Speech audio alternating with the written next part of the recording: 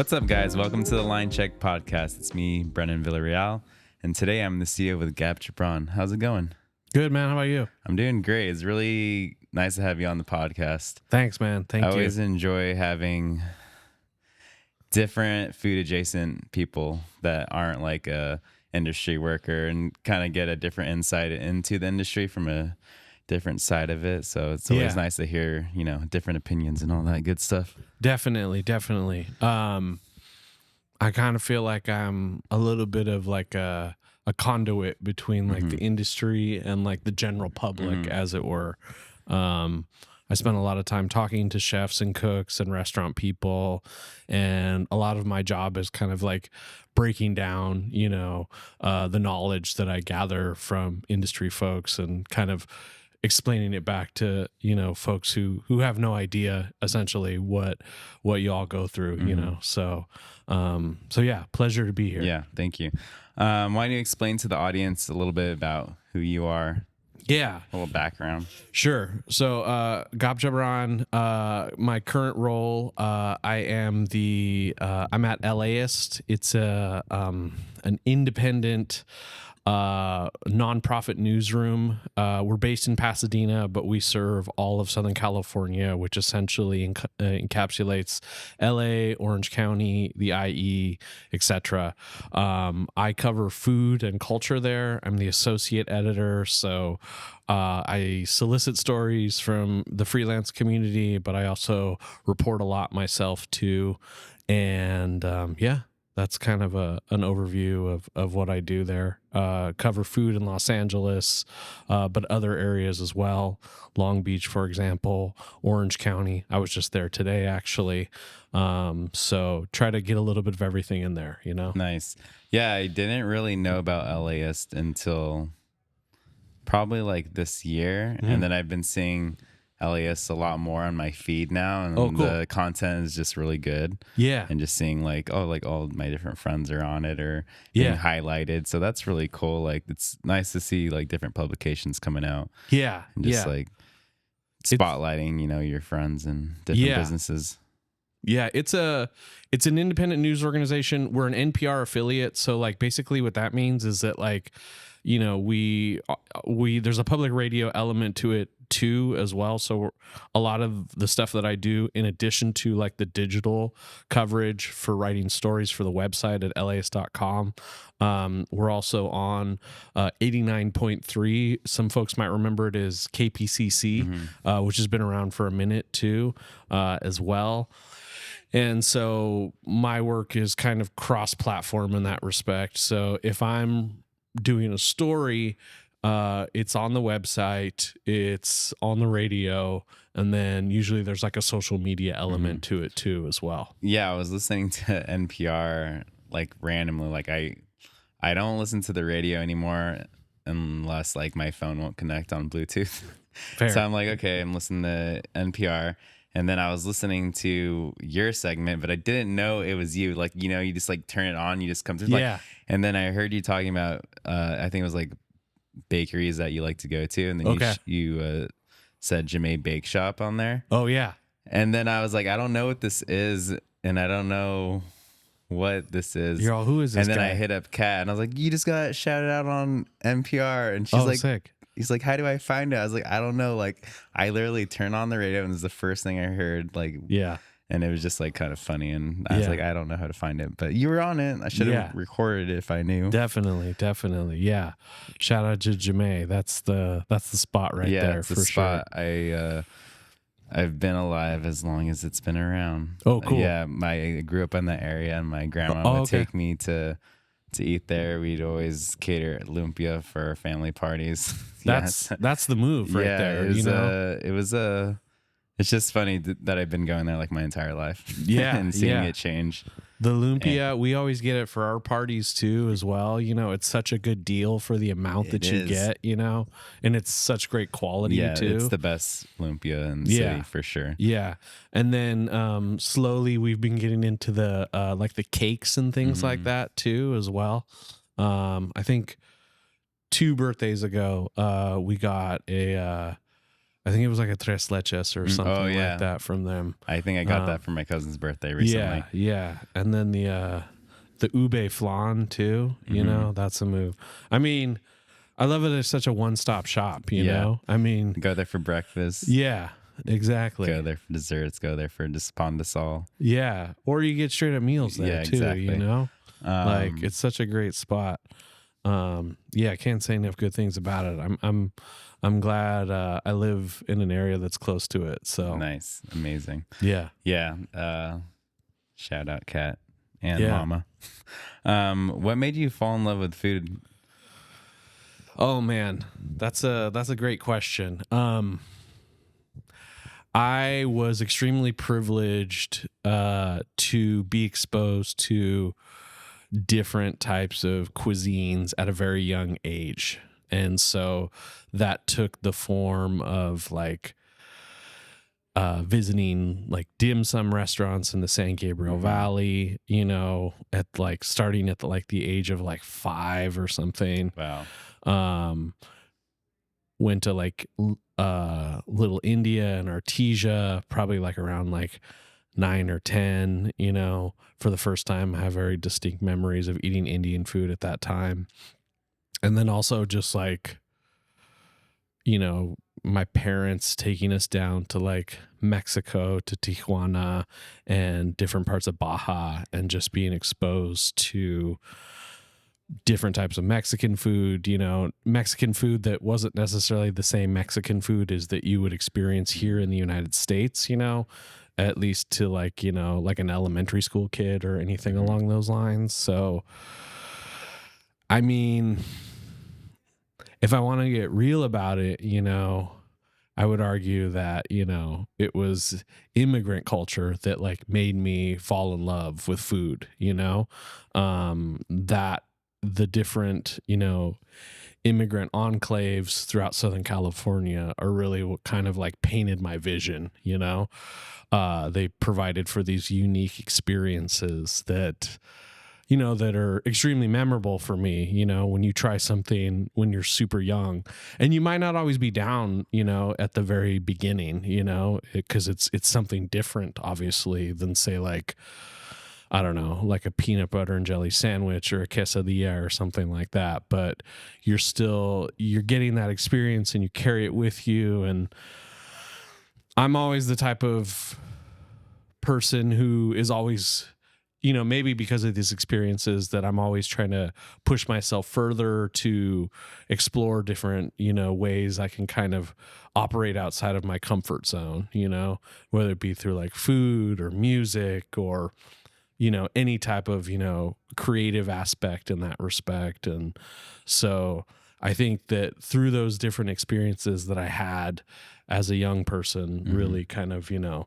helped me along the way to really learn and understand and love food. So, yeah, when I was growing up, I mean, I was just surrounded by Filipino food and American food, but I don't think I really started to like get the cultural side of different cuisines until I was probably like after high school, because I think I was just like in a bubble. Yeah. And then when I started working in restaurants, then I really started to like expand my brain of just like seeing different types of cuisine, like in LA and Long Beach, and, you know, working for chefs that were like kind of bridging the gap between different flavors and being like, oh, whoa, like I didn't know like these type of flavors kind of existed. I was more like in a line cook mentality, like where I just want to like cook really good and it's like a sport and not really thinking about the like the thought of the food.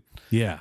And so it took me a while to like, I've always loved to eat food, don't get me wrong, but like, Sure. I guess expanding my knowledge about food didn't come until later. But Yeah. it's Southern California is great. We have everything we want here. Yeah. And then if I were to like tie it back to writing, you know, and like learning about food and thinking about food, obviously Jonathan Gold had a large part of it too, as he did for a lot of folks, you know, especially from LA, but I think beyond also. But for me personally, what was a big deal was that he came to some of the restaurants that were in my town. I grew up in Whittier, so not too far away from here. And there was this one restaurant that I have to give a shout out to because it was legendary. It no longer exists, unfortunately, called the Golden Triangle. And it was a Thai, Burmese, and Lao restaurant. Wow. And they did some excellent food. And he actually came to our city and wrote about the restaurant and kind of put it on the map. But he really kind of went in and the review, you could still find it online. I forget what year it came out. It was sometime in like the early to mid 90s.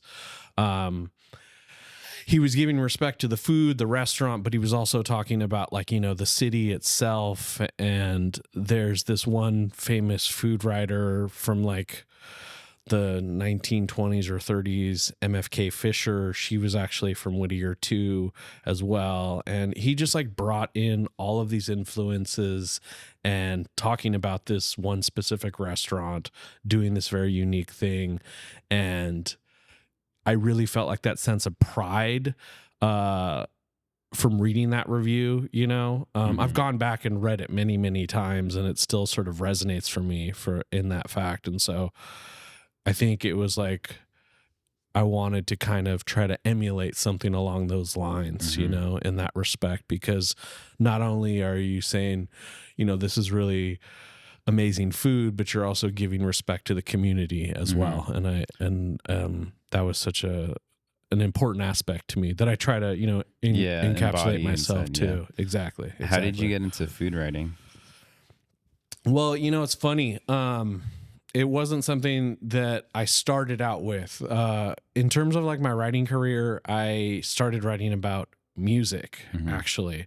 And I started writing for this music publication called LA Record. And it was actually started by a guy who lived in Long Beach by the name of Chris Ziegler. I knew him because he went to he I mean you might have crossed paths with him because he like I said, he used to live here. I don't know, I don't think he lives here anymore. I haven't connected with him in a minute though, but I think he used to like put on shows and all that kind of stuff. I mean, Long Beach is obviously legendary for its music scene, and coming to Long Beach as a young adult, like in my 20s and things like that, I would actually come here to see house shows and things like that. So from going to shows at that age, and then knowing Chris, and he started this publication, I would write these like little paragraph reviews of like live shows and record reviews and things like that. And I think a lot of Long Beach people were like featured in it too. Ike Owens, I think, was on the cover. Veronica Cruz, who I worked at a record store in Whittier with her, and she's a local musician here from Long Beach at the same time. So I've always really been into music. I'm still super obsessed with music. From working in that record store, I started collecting vinyl. I amassed this huge vinyl collection, which I still have to this day, even though it's sort of a burden, because they take up so much room and they're so delicate and expensive and all of those kinds of things. But I feel like through my understanding of music, allowed me to develop an understanding of food, in that respect. Writing about music and kind of breaking down the different elements and trying to understand like, where it comes from and all the different influences and just like how people perceive it and receive it and all of those things, that really, lent itself to thinking about food. They feel sort of, intrinsically related in that respect. And so I started there, and I did it for, I think, on and off for about 2 years. And then I kind of stopped for a while, always working kind of 9 to 5s, in the background. you know, I was living in Highland Park at the time. This was like mid 2000s or so. And then basically at that point, I got to know some people. I got to know Javier Cabral, the editor of LA Taco. He wasn't yet the editor at that point, but we got to know each other, and he encouraged me to start pitching for Munchies when he was the West Coast editor there, which I pitched a story. And then eventually when he got to LA Taco, I started pitching stories there too.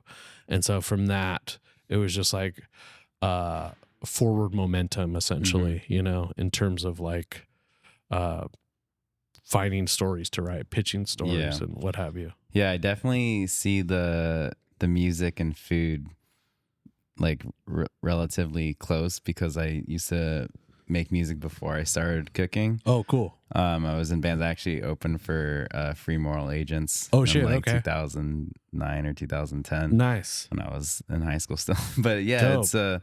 it's really interesting because I've had, you know, lots of people on the podcast, and they usually tell me like, oh, I used to make music before I started cooking. And for me, it's the same as like when I would make a dish is like the same creatives and go into like how I would make a song, you know, depending on how you like structure it and the bridge and you know, the chorus and the chords and all that. It's just like making a dish, and like I can see the same thing. Like if you're like listening to a song and the way it makes you feel, it's the same thing. It's like when you taste something that you enjoy a lot and you can like express yourself in a way that probably, you know, not very many people know how to express themselves if they can like break down a song or think about how it makes them feel and with the background of it and stuff like that. Definitely. And for me personally, and I don't know if this is true for everybody, but like food has a slightly more approachable aspect to it in a way, you know? I mean, we all, you know, we can all consume music and what have you, but with food, you know, it feels like there's a larger sort of point of entry in that respect, you know? And I guess, you know, like we said, you know, because of thinking about music, you know, I was able to kind of, you know, bridge that gap a little bit to kind of make those connections in that respect. So. Yeah. And like when I'm going to eat at a restaurant, you know, the food does influence how I think of it, but also, you know, where I'm sitting at, what music's being played in the restaurant, what the lighting is, how the service is, and just kind of like putting it all together to make one great story is definitely how I look at things. And I like the most recent memory for me of eating something and giving me like that warm feeling was when me and my partner went to New Orleans and we ate at Mosquito Supper Club. Oh yeah. And it was peak summer. Everyone was gone because it was peak summer. Yeah. And it was rainy, and we were sitting next to the window, and their restaurant is an old like New Orleans style home. Yeah. And so we're sitting next to the window. It's raining. We're the only two people in there. This like highly you know, sought out restaurant. I got a bowl of gumbo. It was the best gumbo I've ever had in my life. Like, and it was hot, and it was hot in weather, and it just tasted so good that it felt like I just been transported to New Orleans in like 40 years ago, 50 years ago, and made me feel like, gives me goosebumps like thinking about it. Just like that feeling. They're playing like some like jazz music. Hell yeah. It's just like a nice experience, and I can like feel that as if I was like, you know, the music is singing to me right now, just like the food is. Definitely. I think New Orleans is a perfect example of kind of the intersection of like food and music. I'm actually headed there next month. Oh, awesome. Actually for like for a week. So I've been before, but I was definitely obsessed with it for a minute there. It's hard not to. Yeah, totally. There's a TV show too. NCIS New Orleans. No. David Simon, who did The Wire. Okay, yes. He did that show Treme. Yeah. Following The Wire. And I was super into that too as well. I think essentially what he tried to do is to make a show about food and music and like local politics and all that shit. I don't know how successful he was, but I watched all of it though. And there were definitely some good moments in it for sure too as well. But I've heard of Mosquito Sepulchre. I got a little map going on already too. So it's definitely worth it. Yeah. I love that city. That was my second time going there, and I just had to go back. And it was honestly like, it was weird that New Orleans was empty in the time that we went, but it was perfect because it felt like we were transported back in time, like maybe when New Orleans just like started. That's dope. It's like, no, it was only the locals there, no tourists. Like there's no one on Bourbon Street. Wow. That was crazy. That sounds ideal. Yeah, it was crazy. Yeah. So let's get into some food. What are some of your favorite cuisines? Well, whenever I mean, it's really hard to answer this question, obviously, for somebody who eats a lot, but, my go-to answer for this question is always Peruvian. And that's because it is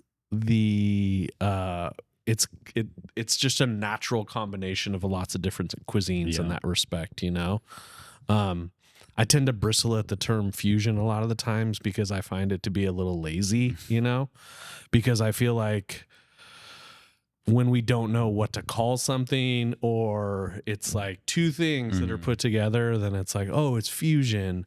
But like in a lot of the cases, it's much more complex than that, But I think that with Peruvian, you have this influence of both South American and essentially Japanese food together, and it's always delicious. Like it always slaps, And I think that, Long Beach, of all places, to bring it back home, is home to some really quality ahi, for example. But even like,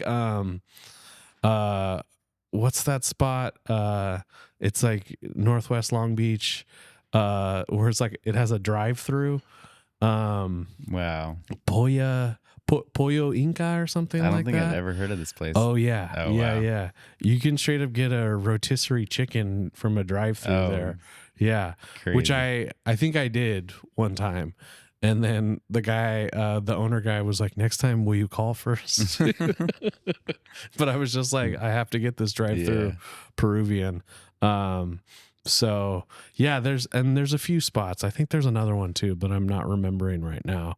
Well, obviously with the Sushi Nikkei too, has the Peruvian influence too, which I think really kind of speaks to the dynamicism of Peruvian cooking. So I think that's like my go-to, as far as that goes. That's interesting because I would have never guessed that. Really? Yeah. Yeah. Because for me, it seems hard for me to like find a Peruvian spot. Yeah. I guess it's like, it's not as, trying to think like there all the time for me. Mm-hmm. So I think like I just go to, I definitely love Thai and Vietnamese. Oh yeah. Those are the two I go to, probably mostly Vietnamese. Vietnamese, the goat for sure, Yeah. in that respect. Again, you have a very strong, varied, sense in that respect. Love Thai as well. I did a quick little list of like fast casual Thai spots recently, and just like breaking down the difference between like the northern and the southern, and the presence of, coconut milk versus not. I thought it was super fascinating. Just to break it down. I mean, I love that about when talking about different types of cuisine and just trying to, break down the understanding of it. I mean, Filipino food too. Come on, I mean, there's a lot going on there too as well. Perhaps similar to Peruvian in that respect. It's growing. Yeah. slowly, but it's growing. It's taking a while. But there's just a lot there though too, you know, because just given the, you know, geopolitical history of the country, you know, I mean, you have strong Spanish and Catholic influence and all of that kind of stuff, you know. I mean, growing up in Southern California, you know, I think that, you know, we all had that one Filipino friend, you know, in high school and all of that, you know, so where we got to try, you know, lumpia and sigsig and all of that kind of stuff, you know. I mean, I remember Christy Fernandez, who I went to high school with at Whittier, and, you know, she exposed me to that stuff for the first time, and that was a big deal, you know, just in terms of like my understanding of the cuisine and what have you. So yeah, when I go to like different Tura spots, which is like the point and choose, I feel like they just make whatever they want, like whatever stews they want. Yeah. And you know, like Asian like Chinese restaurants, they'll have like a little tag that says what it is. Yeah. But they don't. It's No, just like they it's just like don't. whatever they want. So like even I don't know what everything is. I'm like, what is that? Caldereta? Like, no, that's not caldereta. I'm like, oh well, I don't know what that is, but it looks like caldereta. Right. But yeah, it's just cool because there's so many different iterations, and you know, families cook different recipes from different provinces, Definitely. the Philippines, and it's just always going to be different. Like everyone's mom's adobo is different from your mom's adobo. Wow.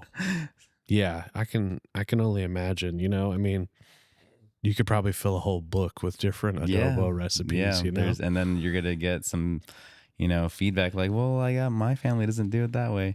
Yeah. And it's funny because someone was, I told them that my grandma made beef neck sinigang, and people thought it was weird that we use beef instead of like seafood. Yeah, because most people use shrimp or do like fish sinigang, right? And my family likes to do beef neck sinigang. Yeah. And okay. Yeah.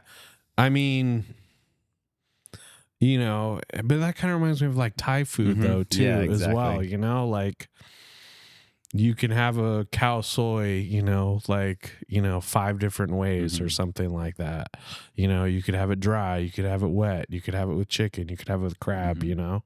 So it's varied in that sense. So yeah. But I love what you said though about how do you pronounce it again? Sinigang? No.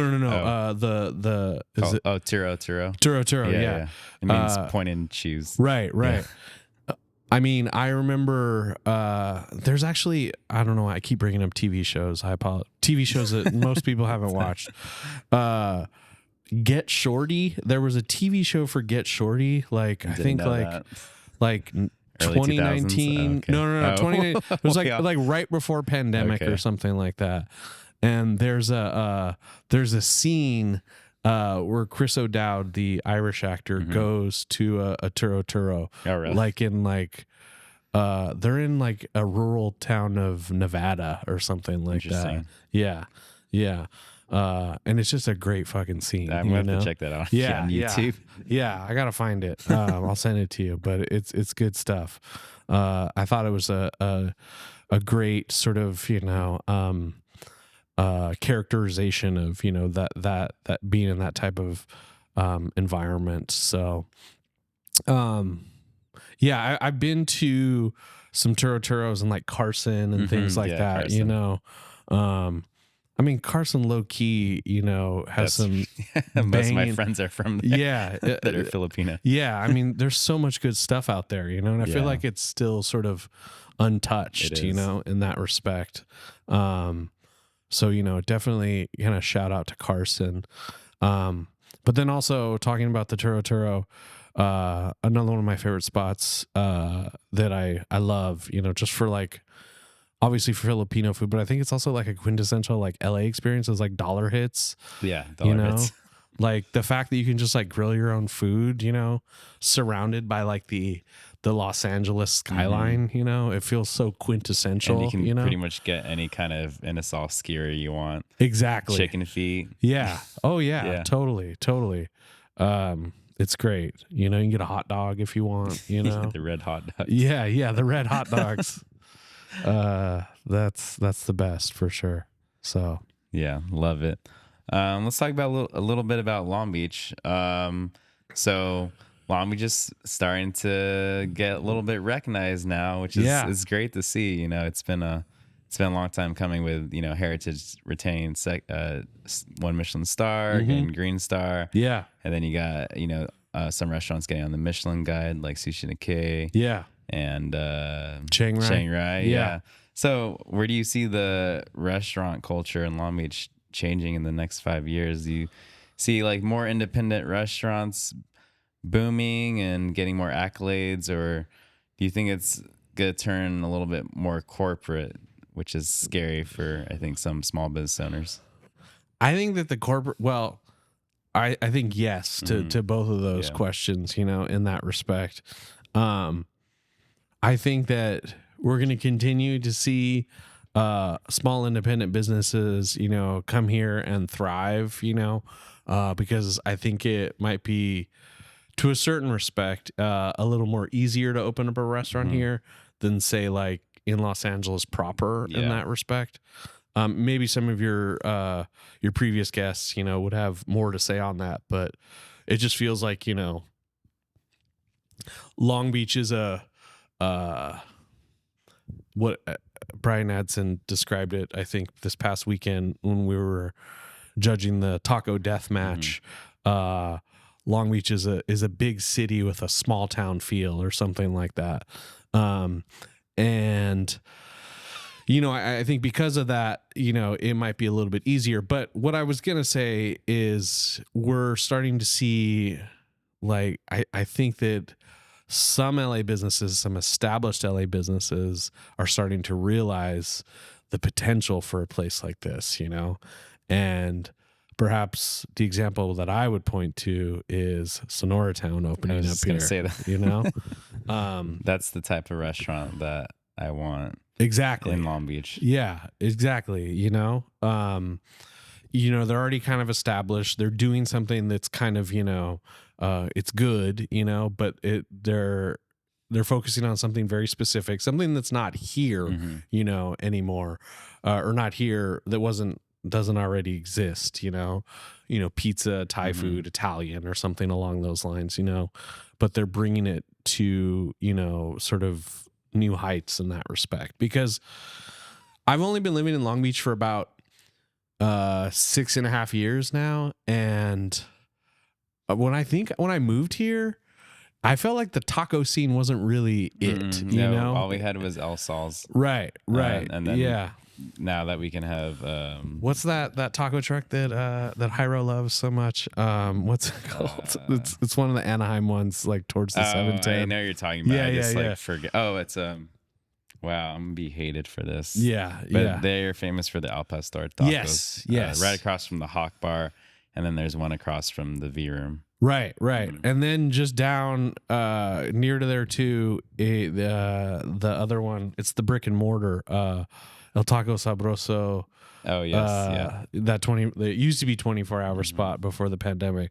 I mean, when I came to town, that was kind of, you know, they were like, oh yeah, that's the spot you go to, or La Taqueria Mexicana, you know, maybe like 10, 15 years before, which I still got love for La Taqueria Mexicana. I live around the corner, so, you know, in a pinch, it does the job in that respect. But it's really been interesting to see within, like, you know, the last, you know, 5 years or so, how much like the taco scene has, you know, continued to evolve, you know, in that respect, you know.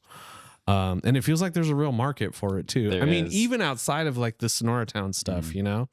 I mean, even the little puesto stands that pop up on the corners, Yeah, it's you know. awesome. I mean, I wish they were there when, you know, I was going out all the time after Right. work, you know, coming from LA. I was like, let's hurry up and go home to make it to the bar, but there's no taco stands outside the Right. bar. So, Right. you know, we were always just going to El Sal's because that's all we had back then. But yeah, the taco landscape is definitely getting so much bigger, and I'm here for it. Like, I love tacos. Definitely.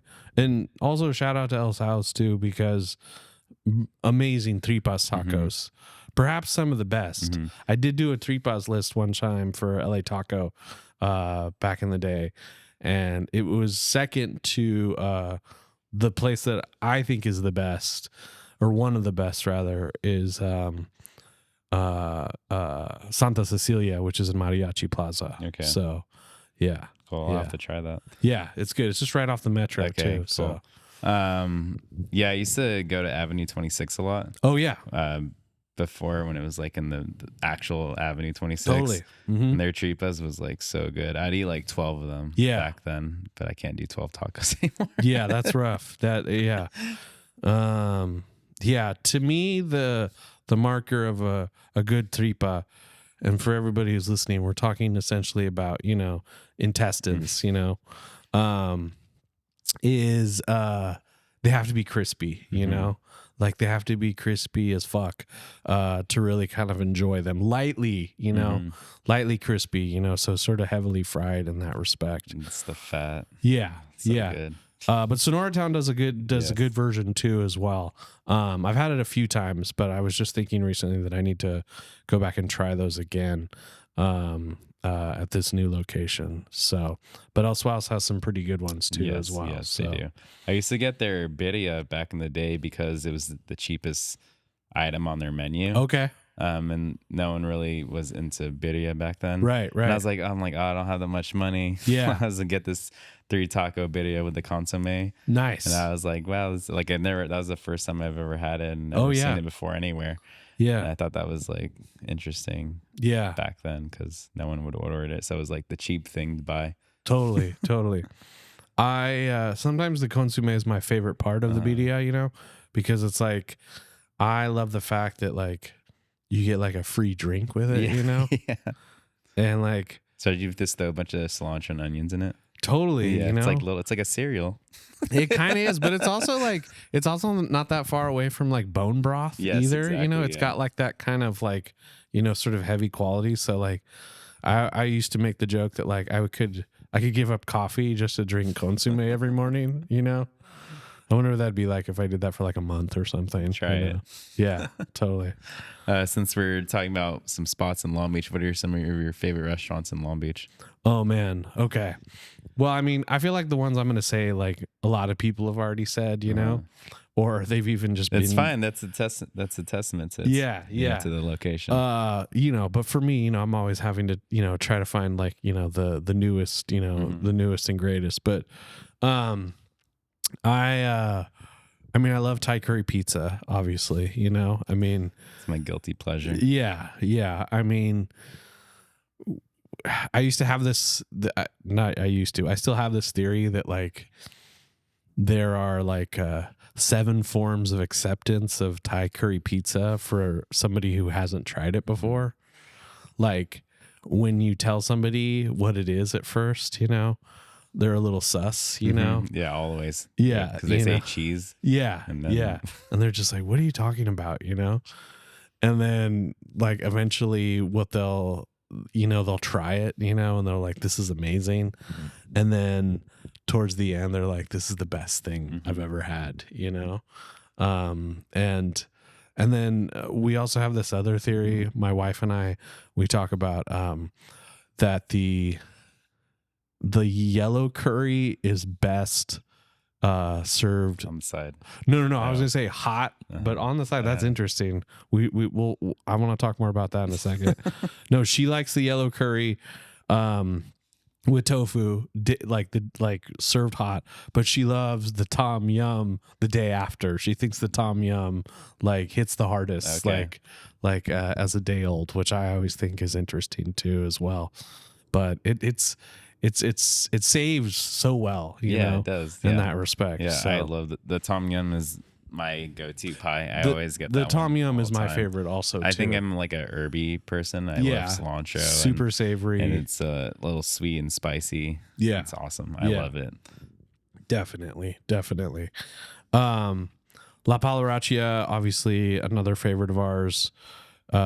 We live close, so we walk there all the time. We were just there on Halloween with our daughter, so that was super chill. Mike's a great guy. All the staff is great. They always treat us well. I'm at Gusto a lot too as well. Also walking distance from our place. Try to always have a loaf, you know, in our pantry or something like that, you know. My daughter loves the conchas, you know, so just a great spot, you know. Love we feel the very coffee fortunate. too. Yeah. Yeah, I just got the. I'm probably saying it wrong, but it's the corn latte. I'm just gonna The say atole. corn. Yeah, atole Yeah. latte. Yeah. That was my first time having it last week. Yeah. It was so good. Yeah. I love the Cafe de Olla, you know, which That's is what, yeah. their OG coffee, you know, the one they've had the longest. But low key, just like the black drip slaps too, you know, that's kind of my go-to Yeah. sometimes. Shout out to Rose Park Roasters Oh, for yeah. helping them with those beans. Definitely.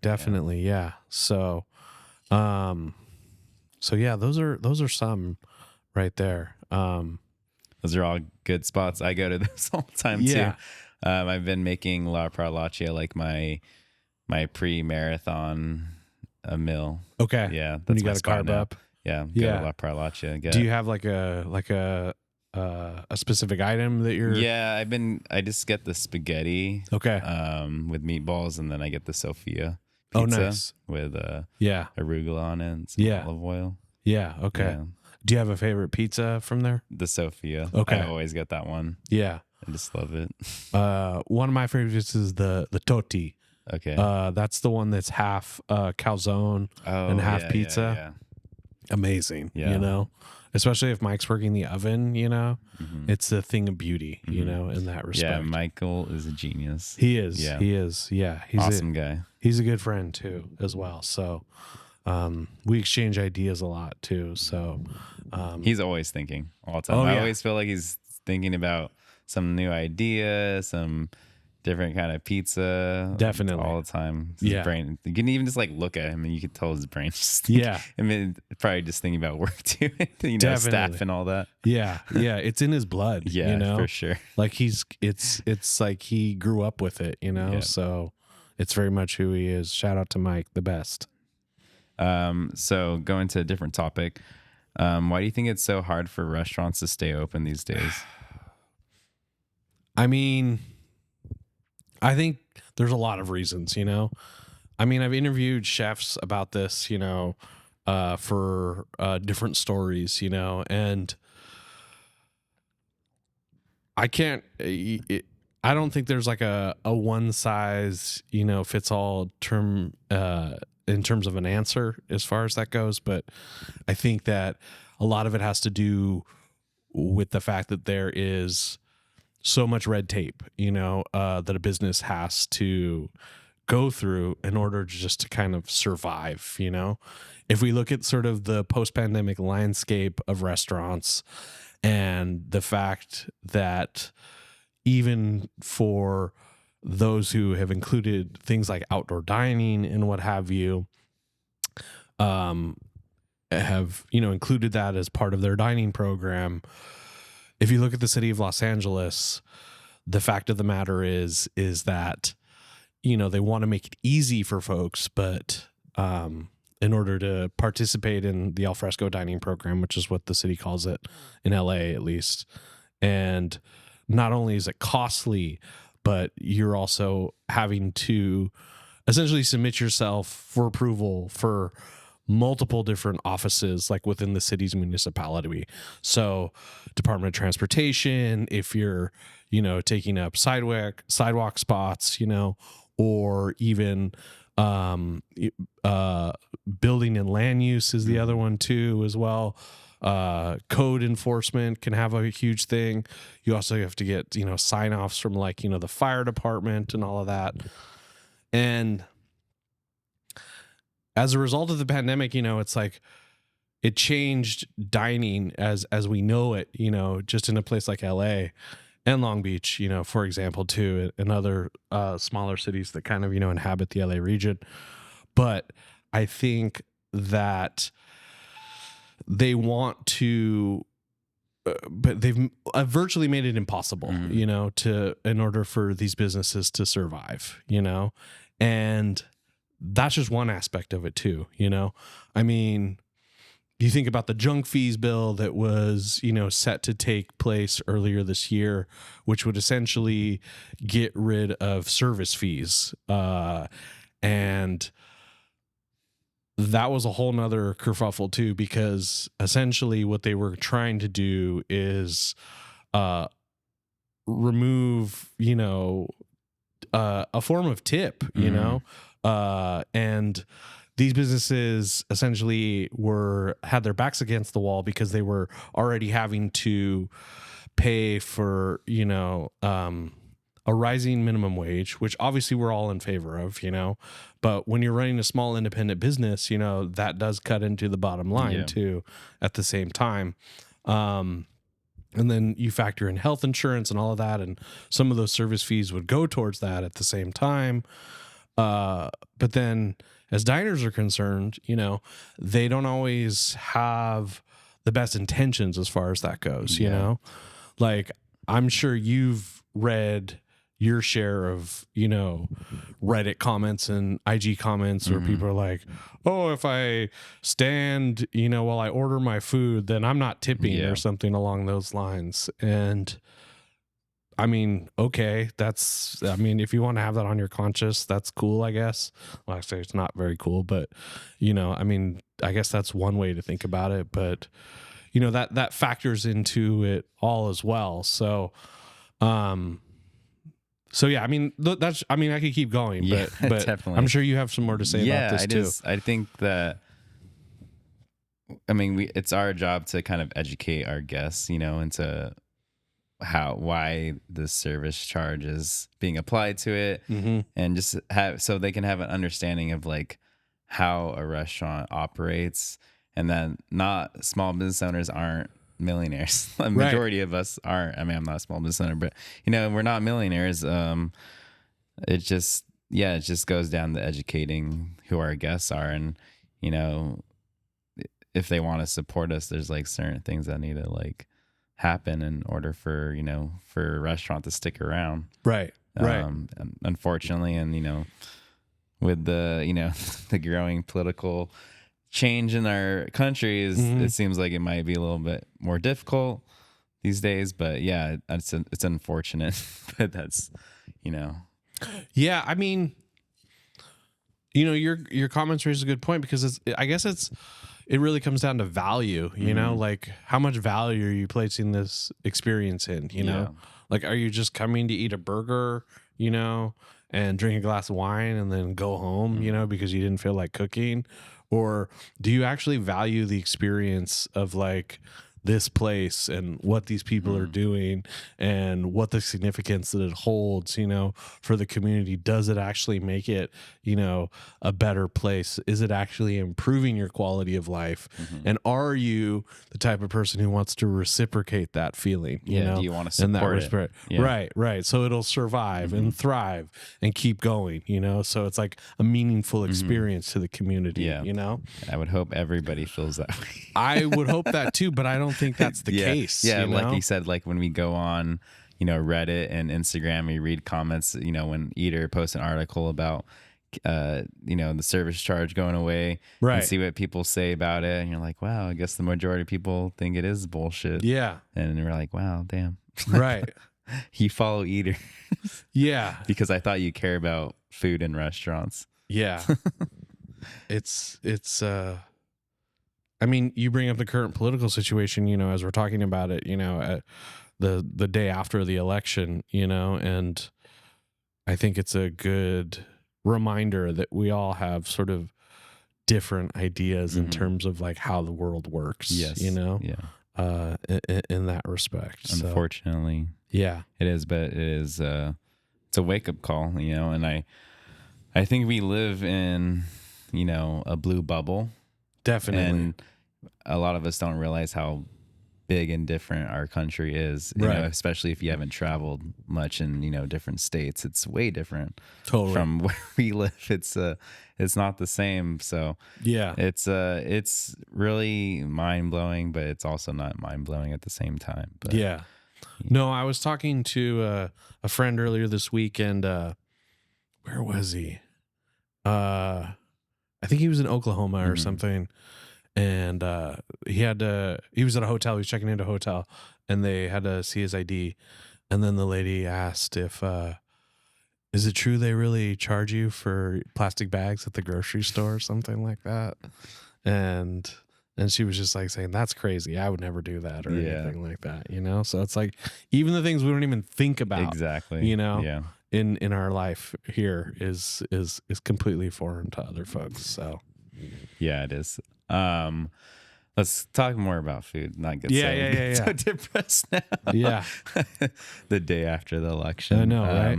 I felt kind of funny, like when I booked these podcasts. I was like, oh, I'm like, forgot the election was, the next. Yeah, and I was like, oh, yeah, it's kind of a weird day today.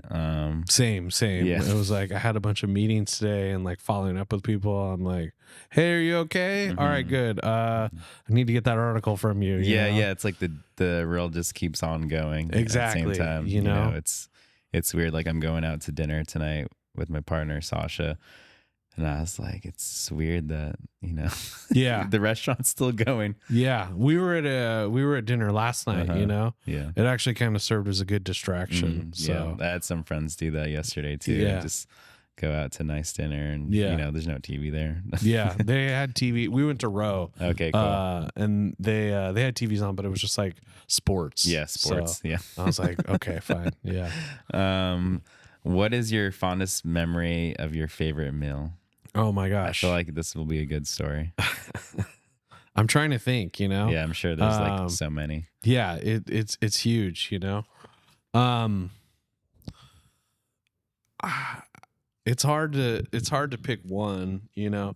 So in my household, it's my mom, my dad, myself, and my slightly younger brother. And my dad did a lot of the cooking growing up. So I would imagine though that has something to do that I would pull from probably one of those memories in that respect.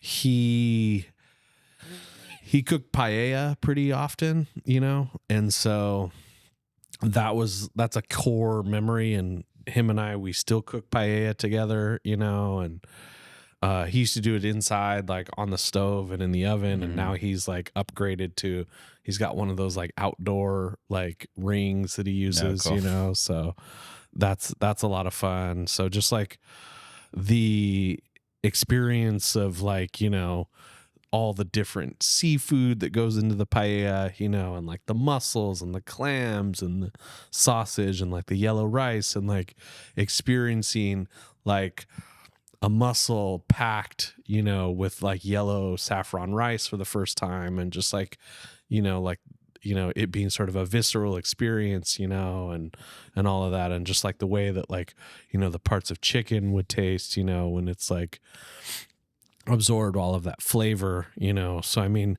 I would probably point to one of those examples, you know. I mean, I still love paella, you know, it's probably a favorite food of mine. And I really enjoy cooking it too as well.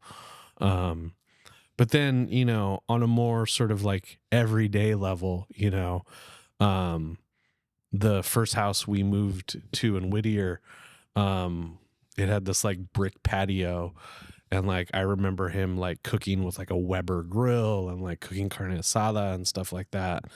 And just like those experiences too, as well, you know, just being like super simple, but like really good. And like the smell, you know, of like the meat cooking, or even just like weird shit, like the lighter fluid and stuff like that, you know? Or even like when using an outdoor grill, one of the things that I do even today is like rubbing like an onion on the grill, you know, before you cook it, you know, and just like that smell too, and just all the things that it kind of, you know, reminds you of too as well, you know. That would be kind of like a memorable experience. That's awesome. As far as that goes. So. Yeah, when I was little, my grandpa basically like turned his backyard into like the jungles of the Philippines. Nice. And so we'd stay there during the summer when my my parents would work and I wasn't in school. Yeah. So it'd be like 4 of our cousins were all like 2 years apart, like 8 years old. Yeah. And we just like run rampant in the backyard. My grandpa would be cooking over open fire in like a pot, just like a makeshift fire, and this like a stew or something like that. My grandma would be cooking inside, and food is ready, and just eat with just rice and whatever the soup was. And nice. Just the smell of the smoke, very illegally, like almost might burn something down in the backyard. Sure. And goats and chickens and avocados and tomatoes everywhere, banana Love trees. that. Yeah, but that's definitely, I can see that because I had kind of the same experiences growing up. Yeah. Just living like in my like fake Filipino backyard. Yeah. Hey, I mean, did you guys ever cook a whole pig back there? My grandpa never did. I wish he did. I only got to experience that when I traveled to the Philippines. Okay. Or we had it like at parties too, but he never did the whole pig. Yeah. He would just like kill chickens. Okay. Yeah. I mean, that's cool too. Yeah. He is a gardener as well. Okay. Yeah. My on my dad's side, he's Mexican and Puerto Rican. And obviously, that has a huge influence on, a lot of how I view the world and all that kind of stuff. And he told these stories of when his dad would have parties, they would bring in a live pig and they would kill it and cook it there and all that kind of stuff. And it being like, it's the best, like a thing weekend ever. long affair and all this kind of stuff. I've never experienced it either, but I did it in the Philippines. Okay. It was crazy. We went to some random tiny island, like took a little boat from a tiny island to another tiny island. It was just like it looked like you're in like this other world. It was just like very villagey. Yeah. And we got a pig. We picked it out. They butchered it. They cooked it. Mm-hmm. And then when it was time to like eat it, everyone just like potlucked from different homes. And then we all came together and hung out. And we waited in line while we all made ourselves a plate. So lechon is so good. That's amazing. It's awesome. That's Love super cool. Lechon. Yeah. Anytime it's just on a big giant pig on a table. Yeah. And people just come over, just pick with their hands, put on a plate. It's like the best thing ever. Totally. Everyone, if you don't eat pork, it's okay. But if you do eat pork, that's okay too. you should try it out one day. Definitely. Maybe I'll cook one actually. I would love that. Let me know when that happens. Yeah. Yeah. It was great to have you on the podcast. Thank you, man. Thanks so much for coming in. Really appreciate it. Yeah, this was a pleasure. Thank you for having me. Yeah. Everyone go follow Gab on Instagram. Check out LAist. Listen to NPR on the radio. We'll catch you guys next time. Bye. Thanks.